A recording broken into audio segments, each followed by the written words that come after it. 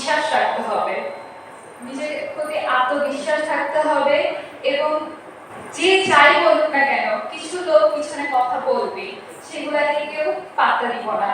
নিজের আত্মবিশ্বাস নিয়ে নিজে সেলফ মোটিভেট হয়ে সামনের দিকে এগিয়ে যাব। যে প্রফেশনেই থাকি না কেন, যেখানেই থাকি নিজ বিশ্বাসে এগিয়ে যাব এবং আমার বিশ্বাস প্রতিটা মেয়ে নিজ জায়গা থেকে এভাবে চিন্তা করে সফল হবে। Thank you.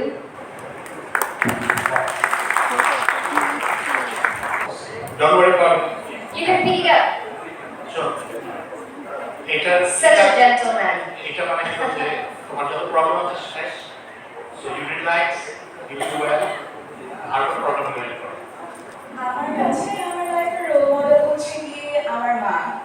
আজকে আমি এখানে দাঁড়িয়ে আছি, এটির সম্পূর্ণ অবদান হচ্ছে আমার মায়ের। সে আমাকে অনেক উৎসাহিত করেছে ছোট থেকেই, এর জন্যই আমি বলবো যে আমার রোল মডেল হচ্ছে আমার মা। Thank you. Thank you very much. আমারও ভালো লাগলো।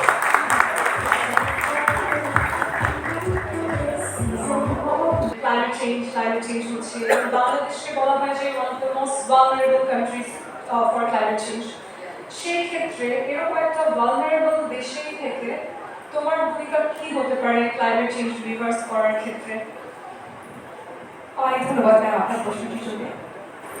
বর্তমান সময় ক্লাইমেট চেঞ্জ কিন্তু অনেক বড় একটা ইস্যু এবং আমাদের যারা জেন জেড আছেন এবং ইয়াং জেনারেশন যারা আছেন তারা কিন্তু যথেষ্ট সচেতন এই পরিবেশটা নিয়ে, এবং আমি ওই জেনারেশন থেকে বিলং করি এবং আমি মনে করি আমরা যদি একত্রে সবাই কাজ করি, পদক্ষেপ করি, আমরা এই ক্লাইমেট চেঞ্জকে পরিবর্তন করতে পারি এবং বাংলাদেশকে বিশ্বের 1 নম্বর বসবাস উপযোগী দেশে পরিণত করতে পারি।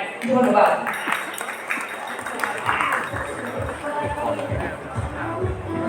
নীলাঞ্জনা, আপনি কিছু আজকে নীল একটা জামা পরেছেন, খুব সুন্দর লাগছে নীলাঞ্জনাকে। নীলাঞ্জনা, আমি বাংলায় প্রশ্ন করবো না ইংরেজিতে? কোনটাতে? বাংলায় করতে। আমার প্রশ্নটা হচ্ছে যে ক্লাইমেট চেঞ্জ হচ্ছে আপনার জায়গায় বিশ্ব উষ্ণায়নের দিকে যাচ্ছে এবং বাংলাদেশও তার বাইরে নেয়। তাতে সবচেয়ে বড় ক্ষতিটা হচ্ছে আমাদের কৃষিক্ষেত্রে। আপনার কাছে আমরা জানতে চাইব যে এই যে ক্লাইমেট চেঞ্জ, গ্লোবাল ওয়ার্মিং এর ফলে কৃষিক্ষেত্রে কি কি সমস্যা হচ্ছে, তা থেকে উত্তরণের উপায় কি কি আছে? ধন্যবাদ স্যার প্রশ্নটি করবার জন্য।